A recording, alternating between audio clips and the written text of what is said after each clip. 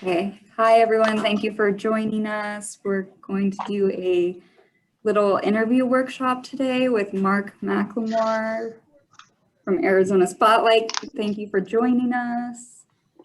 Before we get started, I just wanted to let you know if you're participating, you can always type any questions you have in the chat at the end for the Q&A or even during as you think of them, and we'll get to them during the Q&A at the end. And feel free to unmute yourself, turn your camera on during the Q&A, and that would be great too, whatever you're comfortable with. And just a reminder, this will count for your virtual volunteer hours, so go ahead and mark that. You'll mark it in your time log, so just write it down for your time log for later. We do need a consent to use form for these interviews, so you'll be interviewing someone else. Another teen who's in an arts program, for example. So the consent to use form, I will drop a link in the chat during Mark's talk. And then at the end, if you want to pick that up, I'll also put the email address where you'll email it back. And who's going to introduce what we're kind of doing and why we're doing this interview program is Matt. He is a librarian for Pima County Public Library, and he's the one that's been coordinating all the interviews. So thank you, Matt. Thank you, Caitlin. So yes, my name is Matt, and I'd like to tell you about our summer project. I dropped a link in the chat. I will share my screen. The library, the website link is library.pima.gov/imagine. And this is the page right here. Does everybody see my Imagine Our Story page on the, there it is. So this summer, tweens and teens will have the opportunity to share their writing, art, audio, and video projects with the library and have them published on our website. I encourage you to participate. Just go to library.pima.gov/imagine. Click the Get Started link right here in the card, Your Art and Stories. That'll get you started on how to submit your art and writing. I want to highlight the workshops that we have planned. This Thursday, we have a short story workshop. Next Thursday, we have a personal narrative, how to write a personal narrative. That's something that you might have to do when you apply for college, is to write a personal essay. And July 1st on Thursday, we have a poetry workshop. So go to this website if you're interested in writing and click the link for the workshop and sign up. It'll be great. It's on Zoom, 2 o'clock on Thursdays. So do that. I'm going to click to get started just to show you the Imagine Our Story page. Oh, it's showing up a little funny on my screen, so we're going to skip that. But basically, you submit your art and stories, and they get shared on our gallery on that page, and everyone can see them. And it's a great way to publish your work. I'm going to unshare my screen today. We are talking with Mark McLemore from Arizona Public Media about a project for teen volunteers where you can sit down over Zoom with community members and fellow teens to interview them about their life, about what they've experienced this past year, and about what they are up to this summer. We've lined up some interview subjects from various youth arts organizations that have summer programs this year. I'm going to talk about some of those arts organizations right now. I'm going to share my screen again and show you a little PowerPoint. The first one I'd like to talk about is Las Artes Art and Education Center. They have a GED and art program, and they do murals around town, and this is one of their murals. So they have teens and young adults who participate in their programs. In the mornings, they take classes, and in the afternoons, they do art.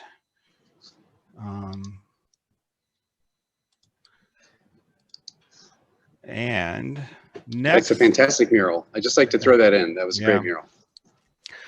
the second one is the the Young Writers Institute. They practice their writing skills and write. They do creative writing and journalistic type writing, and they do that all summer long. The third one is the Arts Foundation of Tucson and Southern Arizona. They have a program called Transportation Art by Youth, and they're going to beautify an intersection in town this summer. Youth about your age, up until age 21,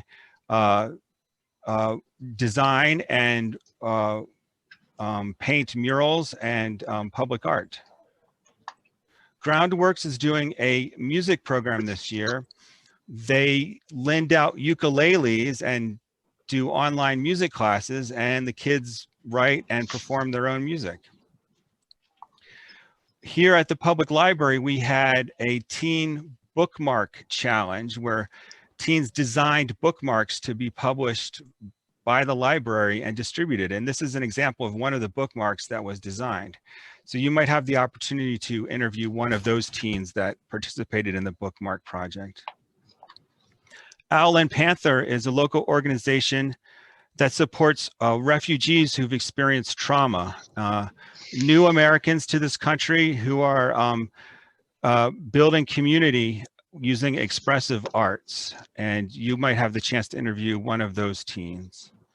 And finally, the Museum of Contemporary Art, MoCA, has a summer camp where they're doing sound suits, which are art projects that are inspired by Nick Cave, the artist. And they do suits that are three-dimensional, crazy, expressive art suits. And they're going to be designing and building these art suits themselves. So those are just some of the examples of what teens are up to this summer, and you'll get a chance to talk to them, one of the teens, and interview them. We will arrange the Zoom call for you and record the interview. We are asking that you have a 15 or 30-minute interview conversation with your interview subject. We'll give you some sample questions to get you started, but the idea is for you to have a natural conversation that explores what your subject has experienced this last year and what they are up to this summer. The theme for the summer project is Imagine Our Story, and we want to capture what life is like for young people here in Tucson today and kind of tell a story through the interviews. Imagine Our Story. So to prepare you for the interview, on the website, we have tips for a great conversation from the organization's StoryCorps. And today we are talking with Mark McLemore. Mark is an experienced interviewer and the host of AZPM's weekly radio show, Arizona Spotlight. He has interviewed a wide range of people over the years, and he will share with you some of his experience and tips for conducting a great interview. If you have questions for Mark, put them in the chat and Mark can answer them at the end. Welcome, Mark, and thank you for participating today. Thanks for asking me. This is always a lot of fun to talk about this because being in radio, you're very much behind the scenes, and so this is a great opportunity. So we have our two students with us. Is that right? Suhani, and is it Ishan? Is that right? Because since yeah. Okay, hi.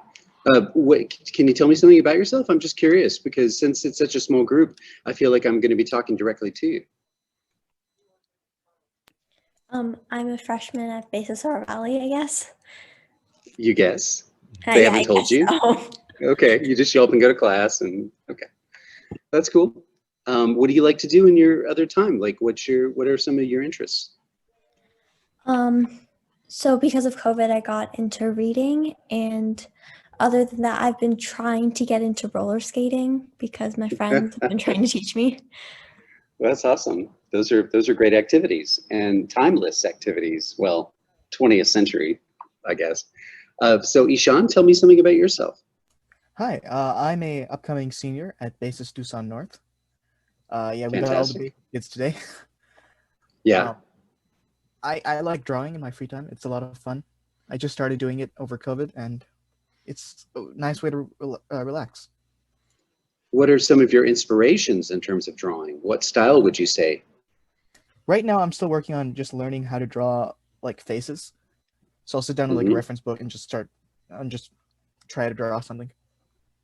Are you doing the egg and then drawing the cross in the front of it? Yeah, basically. Yeah. Yeah. As a comic book fan, when I was a kid, I wanted to draw, but I wanted to draw perfectly, and didn't understand the fundamentals of those sorts of things, of the geometry. So it kind of is a pain when you're learning it, but it really pays off in the end. So I just interviewed both of you. Are you okay?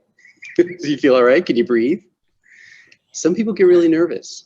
I'll tell you that public speaking is actually listed as the greatest phobia that Americans have.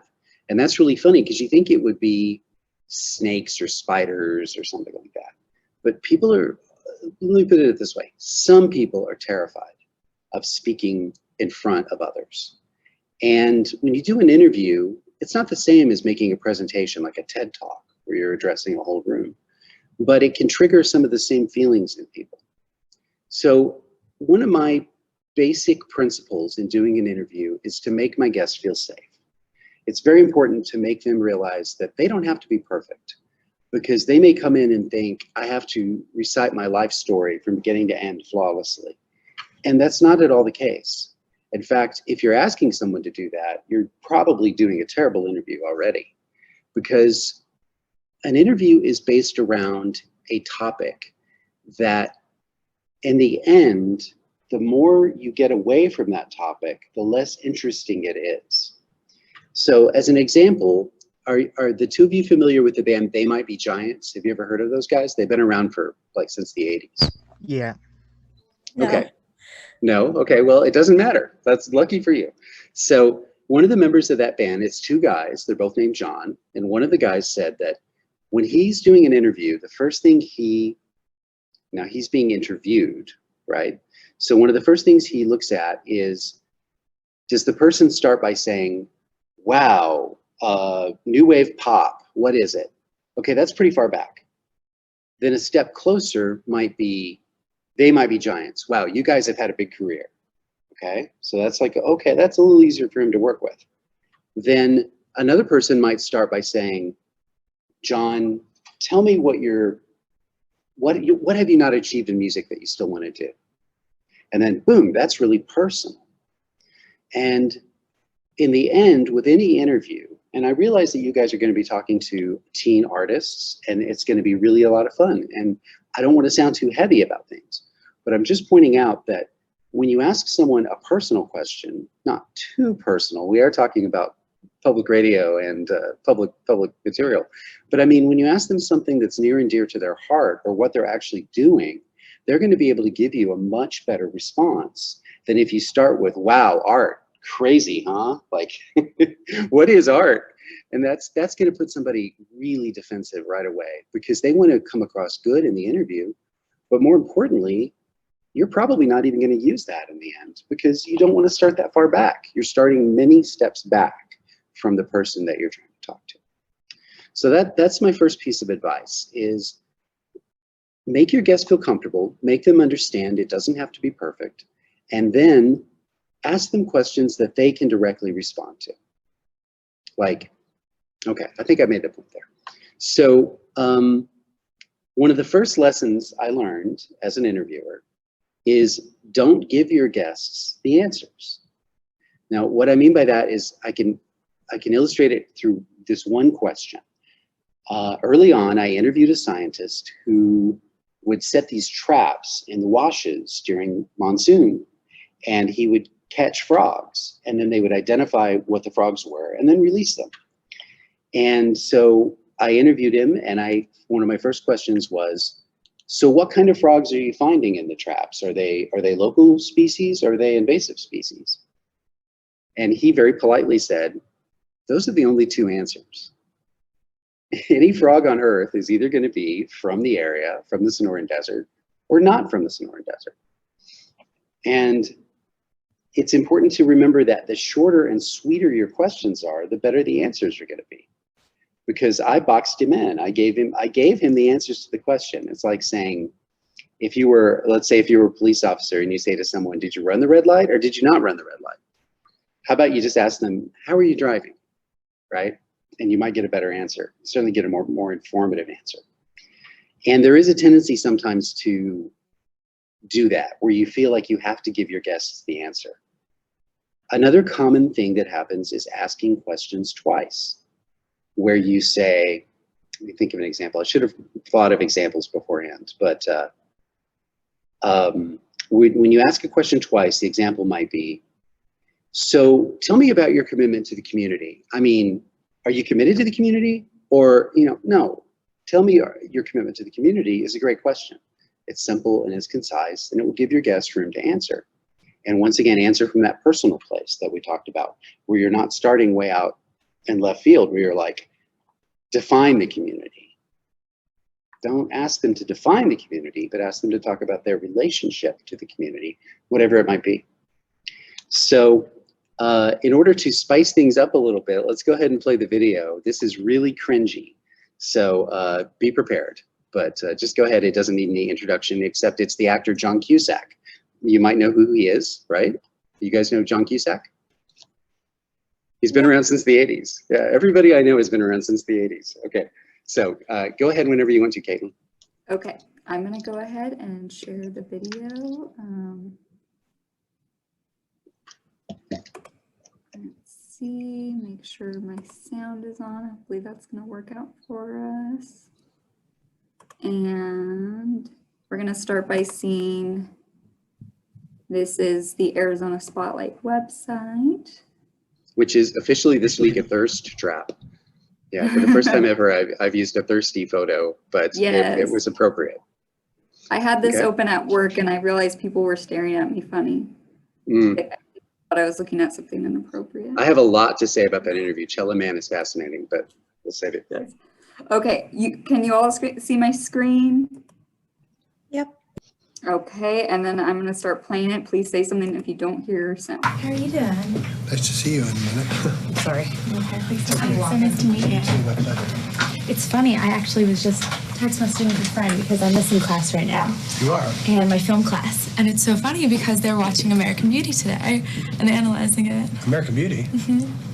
What's funny about that? You were in that. No, it wasn't. American Beauty? Nope. What's the one with the rose petals? I'm not in that. That's not you? No. Really? No. Really? Swear to God. Am I just very confused? I think you are. I think I am. Okay, I think. Okay, so I think you can all see what was cringy about that. Making the mistake is one thing, but then the way she second guessed John Cusack's response and said to him, yeah, you were. Yeah, you weren't. You weren't. Take your guest's word for it.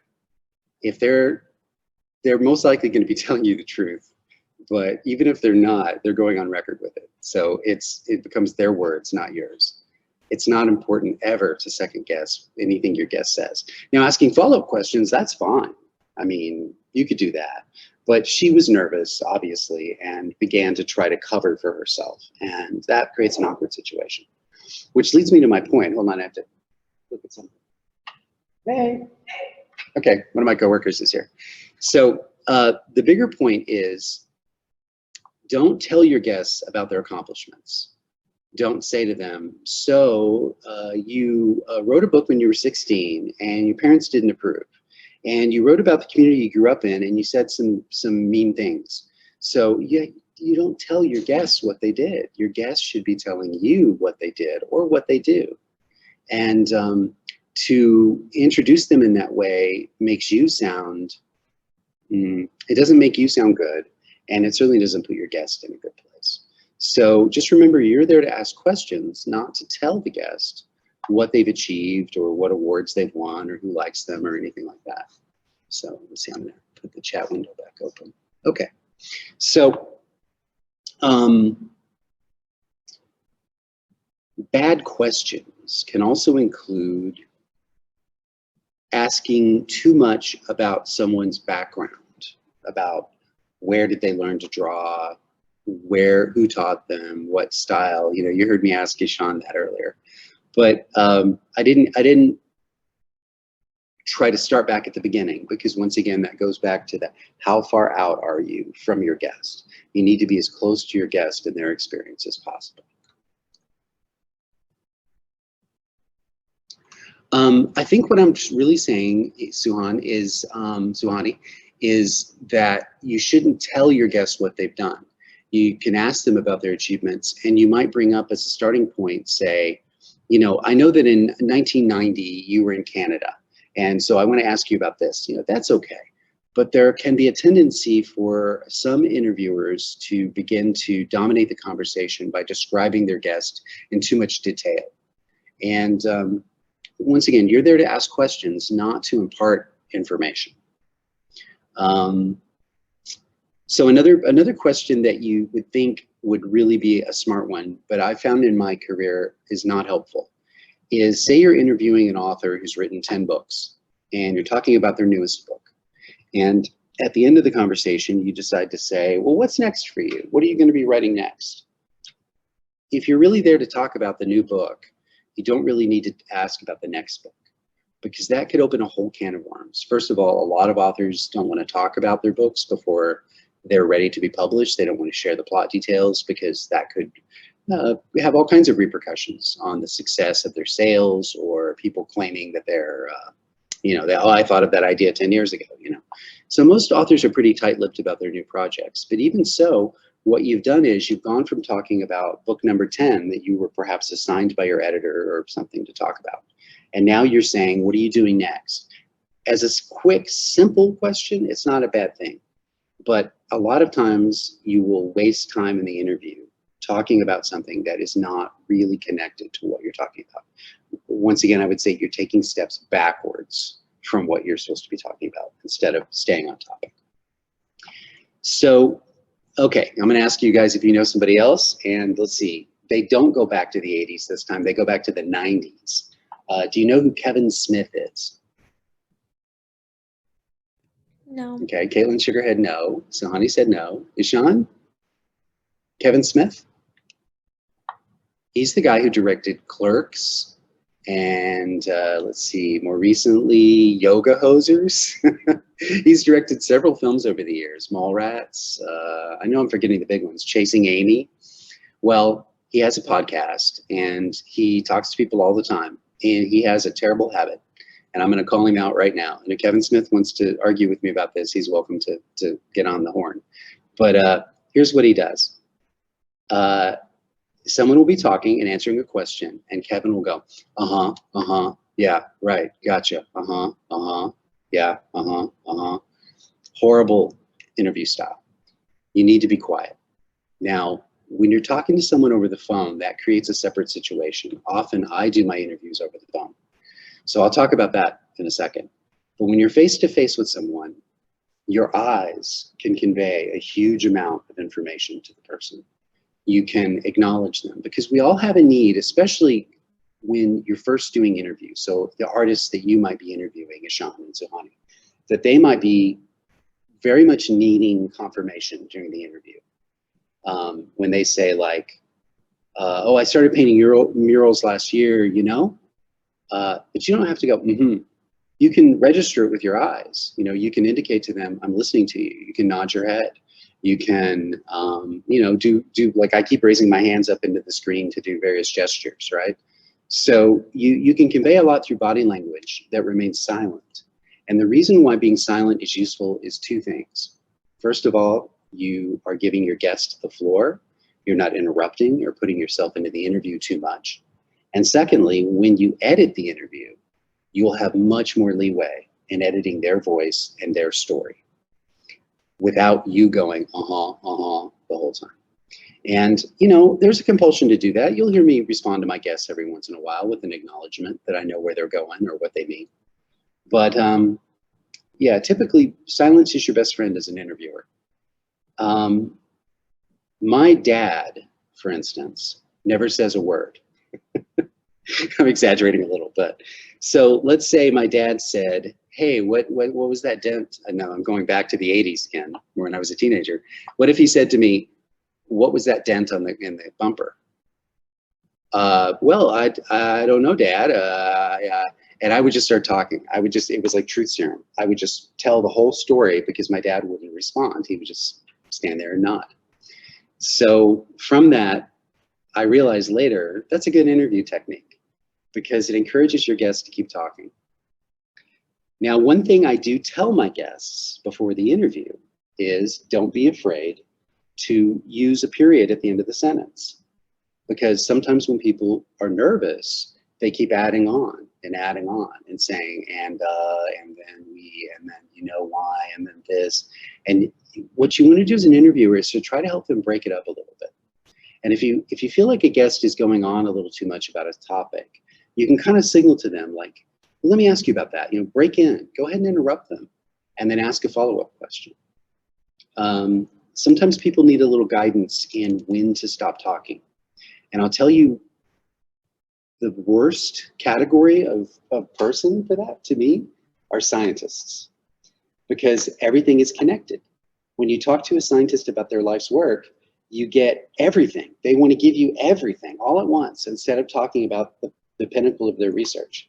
And the example I give is a scientist at the University of Arizona who was working on a mosquito repellent, a new form of pest protection. And I said, okay, so let's talk about your project. When did it start? And legitimately, this gentleman said, well, mosquitoes go back to the Devonian. And they first evolved, and I realized that we were on this track of talking about mosquito evolution when we all know what mosquitoes are. We've all been bitten by mosquitoes. I wanted to get to the point of how does this work? But I didn't phrase my question properly. I should have maybe started, instead of saying, how did this all start? I should have maybe started with, tell me what the breakthrough in research regarding this project was or something. By the way, I find myself staring at the black squares with Ishan and Suhani's names in them. It's just a funny thing. That's where I'm looking instead of at the camera or anything else. So I just noticed that. Okay, so moving on. Two topics that are, okay, I work in radio mostly. I've done television interviews as well, but mostly radio. And I joke with myself that two topics that you can't cover on radio are painting and dancing. Yet every year I do several stories about painters and dancers. So I don't know how it works. I can't explain why you can do that sometimes.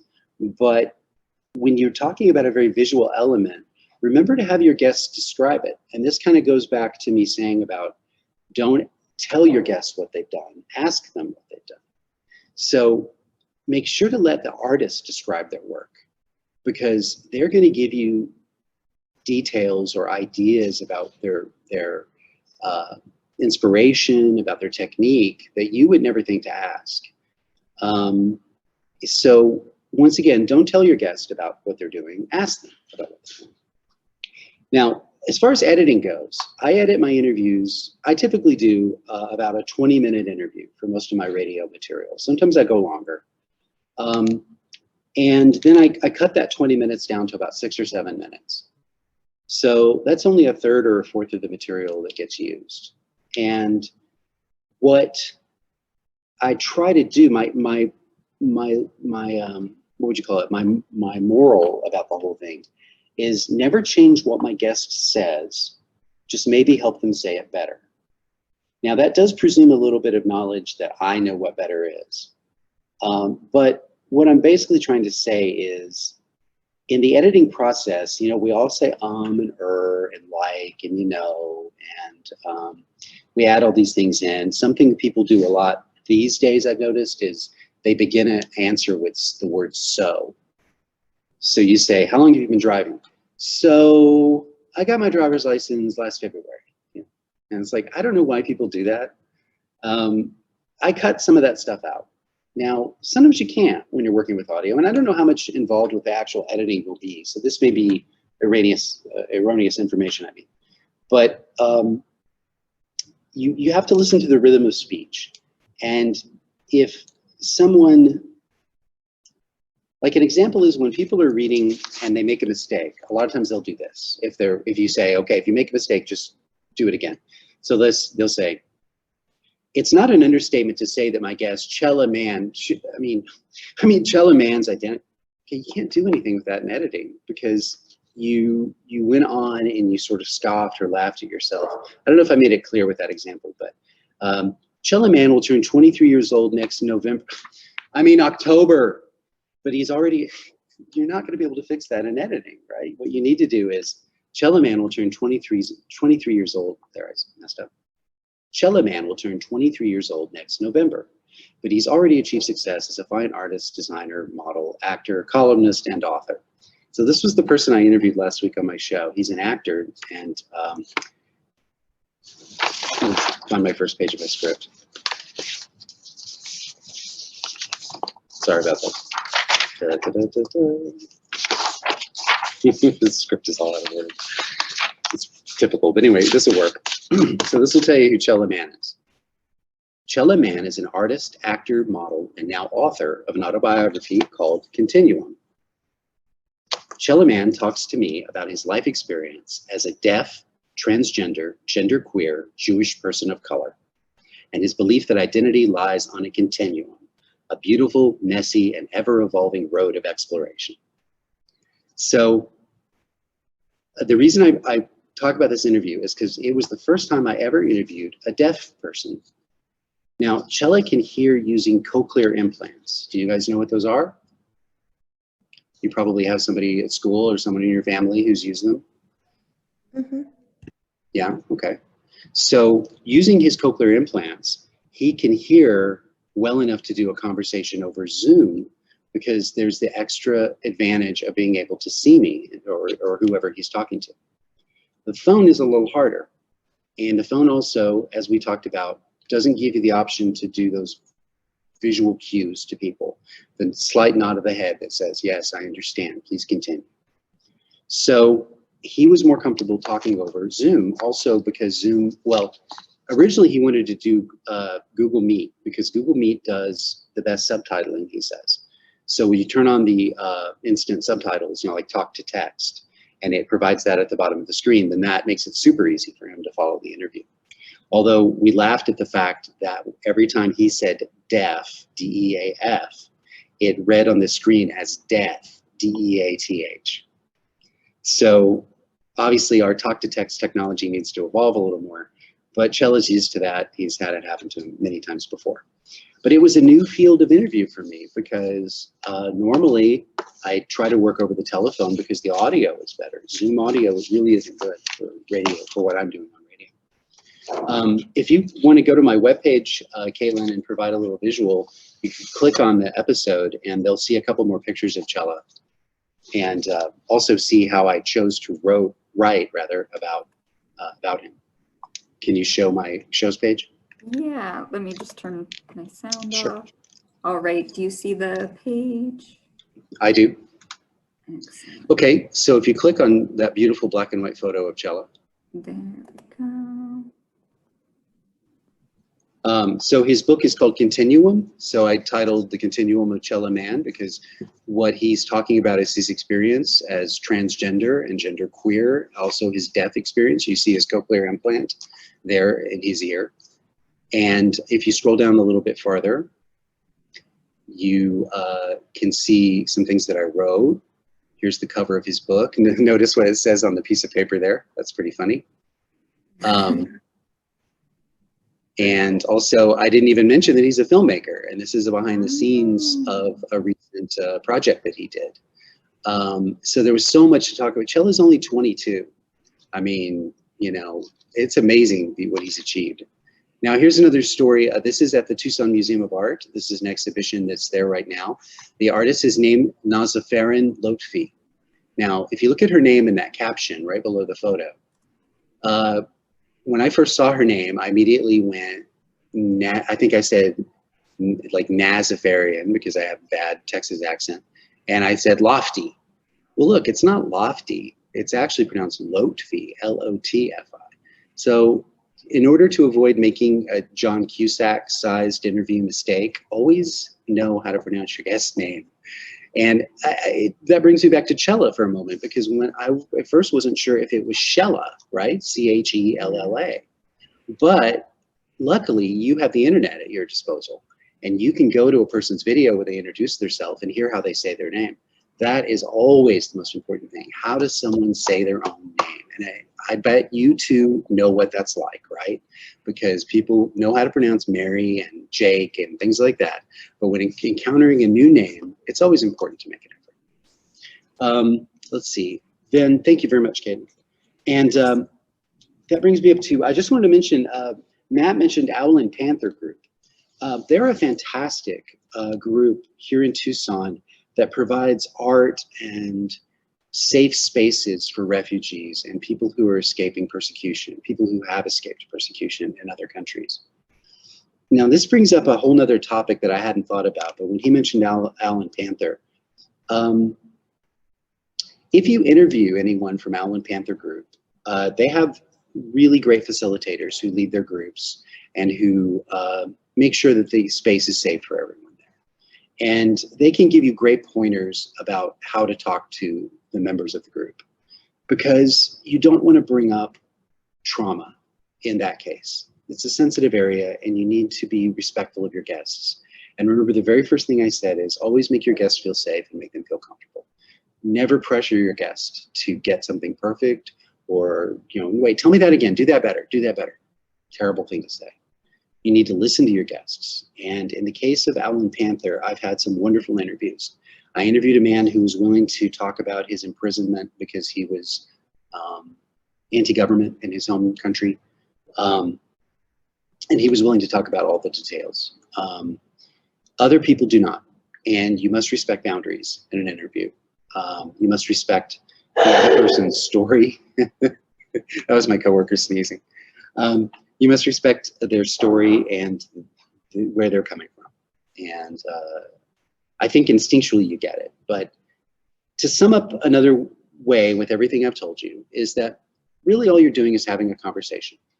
And if you think back in your life to times you called a friend and you've had a really great conversation that's given you energy and made you think about something in a new way, those moments don't happen every time you talk to someone, but be open to them. Be open to the idea that your guest can excite you. If you write down a list of 10 questions and you ask them question 1 and you ask them question 2 and you ask them question 3, but you're not listening to them, you won't have as good an interview as if you listen to them and maybe you rearrange your questions. Maybe they mention an influence on them that was important. So, wait, I was going to ask about influences in question 7. I'm going to jump down to question 7 and do that. But don't feel bound to your notes. It's okay to have notes, but you should be listening and therefore responding to things they say that might surprise you. If you do a lot of research about someone who bakes a cake and you find out that they put cumin in the cake, it's kind of unusual. It's an unusual spice in a cake, maybe. But if you go into the interview and you say, tell me how much cumin you put in your cakes, that's a little weird, because your audience is like, well, wait, they put cumin in the cake? I don't understand. But if you say, what spices do you use in the cake? Let your guest bring it up, and then you can ask them about it. And that once again folds back onto the don't tell your guests what they've done, listen to what they've done. But the idea of follow-up questions is really important, and it's the quickest way to prove that you're engaged in an interview and that you're having a good time and listening to the guest and learning from them. If you don't sound like you're learning anything, your audience isn't going to learn. So that is a lot of info that I've dumped on your heads, and there was no PowerPoint presentation.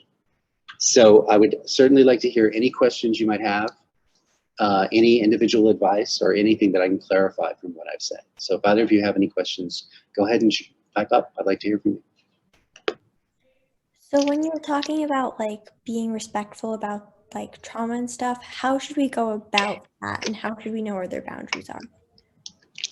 Well, that is a sensitive subject, and in the case of Owl and Panther, which sounds like some of you might actually make contact with that group maybe, they have facilitators who will talk to you beforehand and give you some personal instruction on the people you're going to be interviewing. If you were to become a reporter, you might find yourself in a situation where, yeah, that I see a great message there from Matt. Yeah, focus on the art. Once again, bring it into the guest, because the more you ask them about their past or the political nature of their home nation or their religious beliefs, the farther away you're getting from the interview, which in this case, as Matt is very correct to point out, is about the art. So to talk to them about the art, where did you learn how to do this? Because a lot of what Owl and Panther does is the members of the group will bring art from their homelands and share it with everyone else. I remember, it's not crocheting exactly, but it's similar to crocheting, like a fabric art that a woman from Iraq brought into the group, and it caught on because it was fun and it was easy to do, and a lot of the people in the group started doing it. So that's a great way to do it, is talk about the art of her homeland and what it means to her, how she learned it, how the other members of the group are picking up on it, that kind of thing. But to go back to what I was saying, like, I don't know if there's a specific answer to your question, Suhani, because it's always going to be different.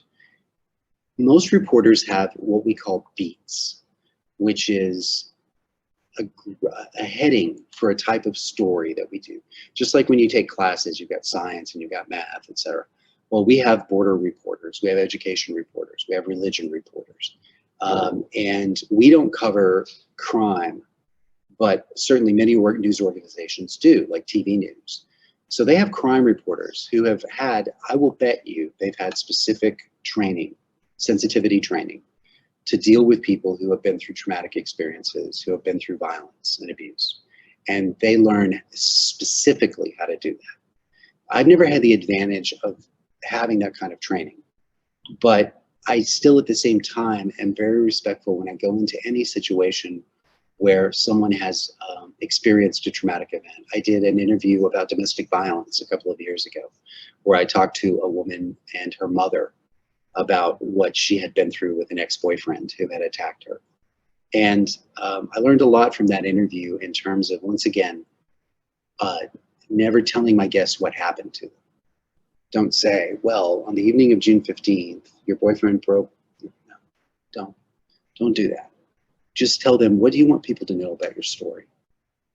Because her takeaway might be very different than the statistics that you feel you need to give as a reporter. So I hope that helps. Do you have any other questions?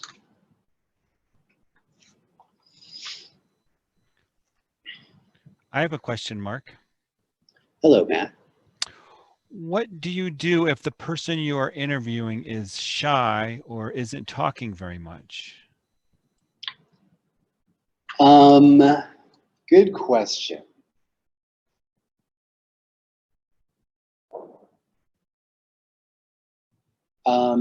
I think what I do first, if I detect that someone is very nervous, once again, I remind them it doesn't have to be perfect, that I'll be watching out for them in terms of the editing, and that I want everyone to sound their best. And then I might ask them a totally off-the-wall question. Like, let's say they're from Vermont. Do you remember the first time you ever made a snowman? Suddenly, their mind is like thrown back.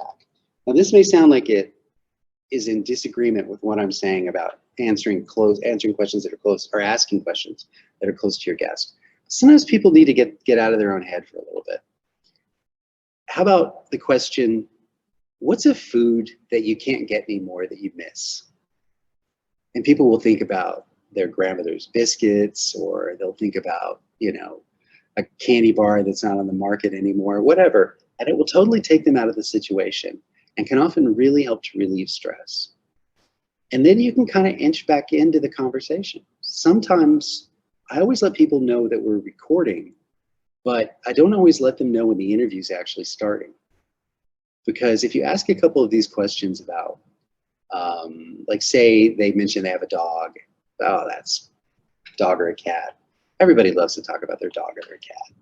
And asking them a couple of questions that way can really help them to breathe for a moment. And speaking of breathing, it's not bad advice when you're doing audio interviews, particularly if you see your guest seems to be nervous, to say, let's take a couple of deep breaths. think of it like yoga. Get those lungs saturated with air, and you're not only going to be able to speak longer without having to take a breath, but you're also going to lower your anxiety and your blood pressure. So I'm not at all above asking a couple of sneaky, friendly questions to get people's minds off of things. Do you think we're going to have a good monsoon this year, Matt? Actually, I don't. I don't think we're going to have a good monsoon. Well, see, but we could talk about that for a couple of minutes and see how you smiled. Like it can really, those kinds of things, those shared experience things of, we're both Tucsonans, we both know what the monsoon means, we both love it, probably, maybe not. So I talked to a guy yesterday who's convinced this is going to be the best monsoon in 10 years.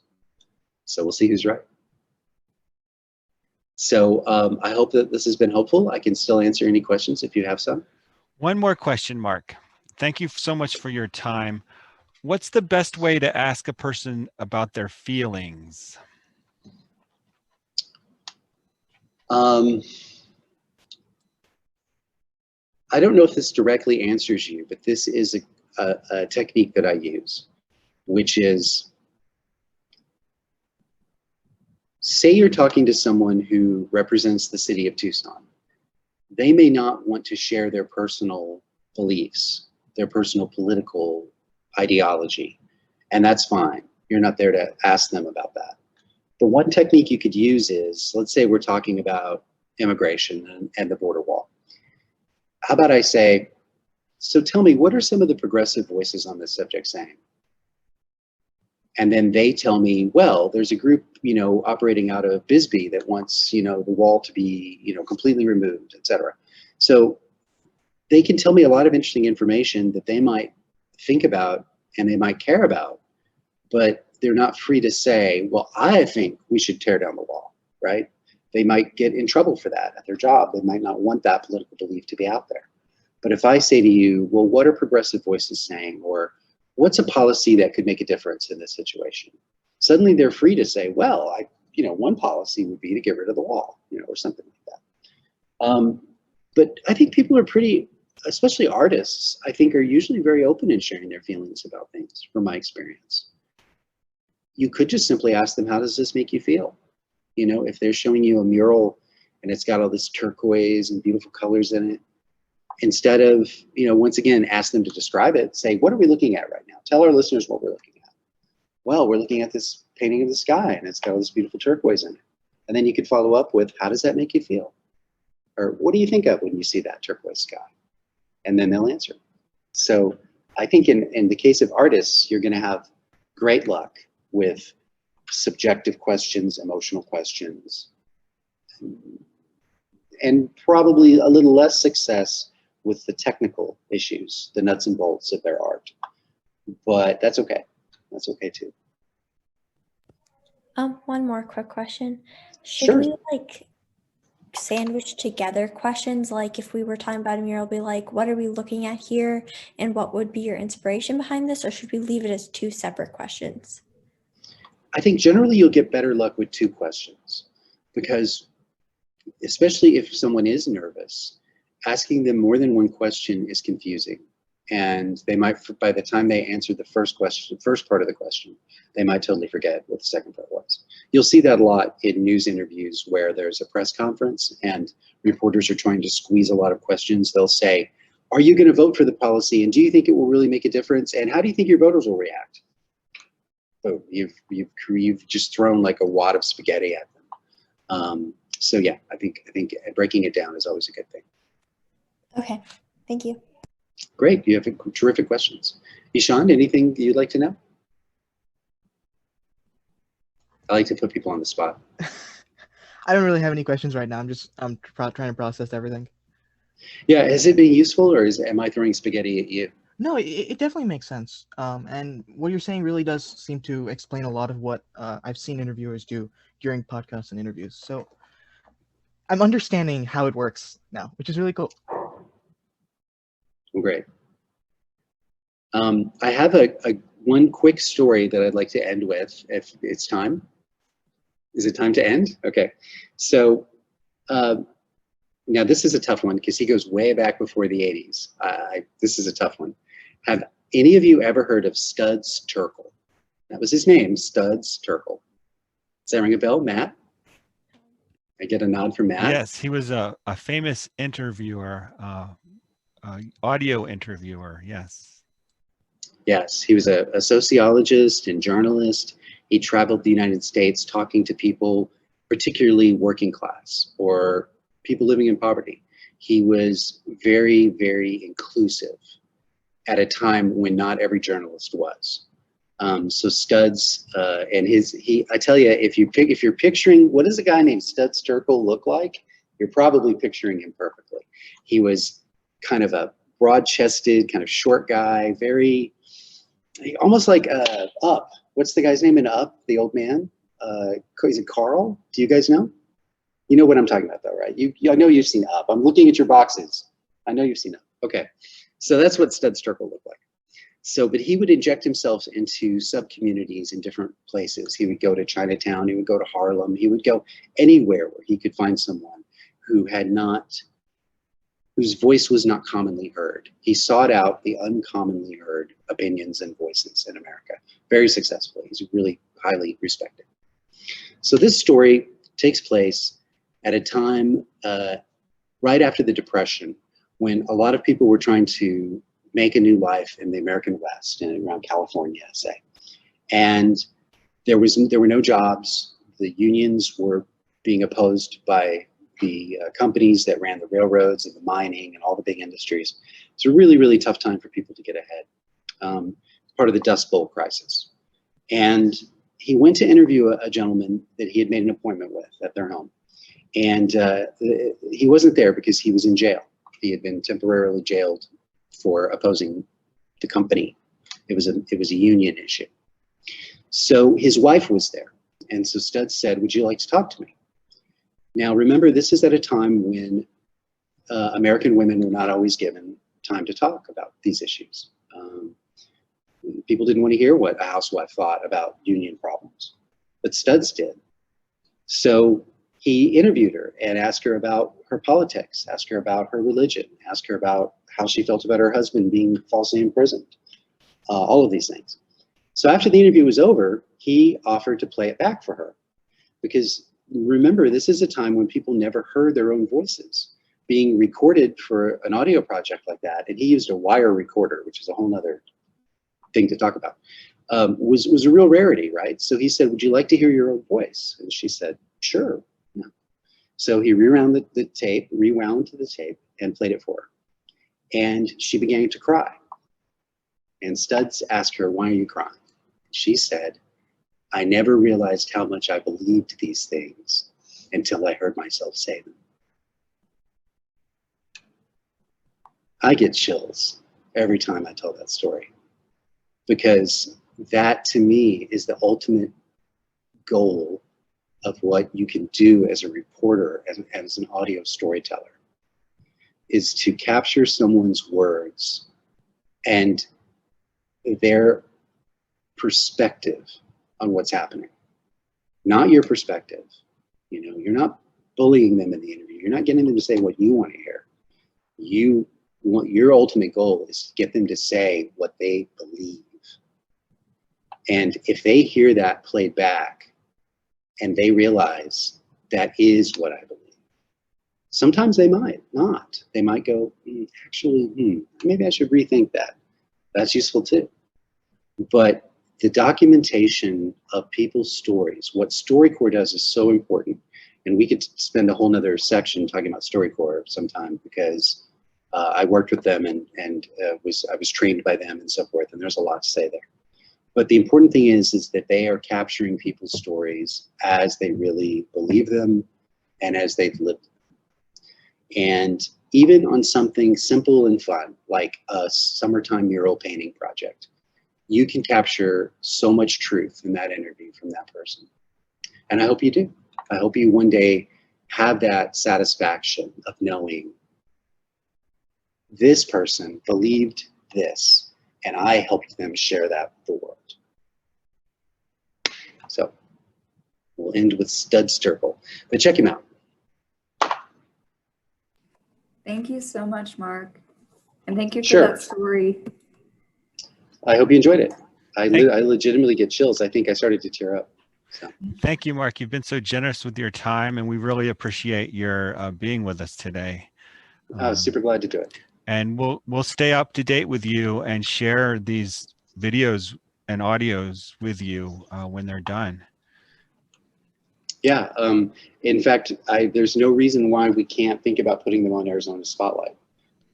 We'll talk about that later, Awesome. but if we have some audio that really is engaging and interesting, and also if Suhani and Sean are not going, gotcha, I interviewed someone once who went, sure. While you were talking to her. Talk about distracting. All right. So well, sometimes your guest will do that. Sometimes it's not the interviewer, it's the guest. Okay. all right. Thanks again, Mark. Thank you so much. Thank you so Glad you did. much. Thank you. Take care, all. Appreciate it. Thank you. It was great Thank talking to you. you both. Thanks for listening to me. I appreciate it.